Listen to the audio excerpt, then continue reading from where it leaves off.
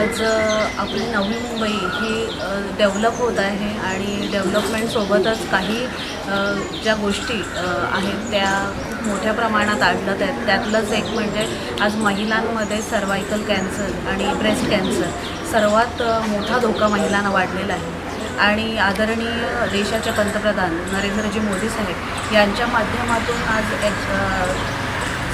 28 February 2026 रोजी HPV vaccine ची सर्वत्र ही स्कीम आपण राबवण्यात येत आहे.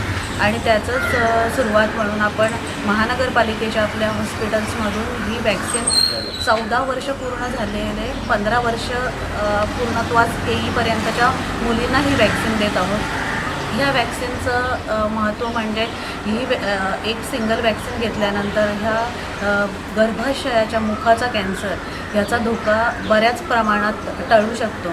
आणि ह्याचं आपण जनजागृतीसाठी प्रत्येक महानगरपालिकेच्या आपल्या ज्या शाळा आहेत तिथं अवेअरनेस घेत आहोत. आणि त्याच पद्धतीने आपले आरोग्य केंद्र आहेत तिथंही अवेअरनेससाठी आपण बॅनरच्या माध्यमातून किंवा पॅम्पलेटच्या माध्यमातून जनजागृती करत आहोत.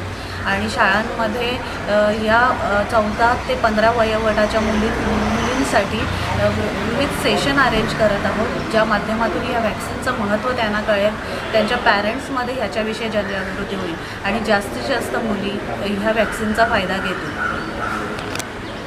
नागरिकांना किंवा पालकांना काय आवाहन करा?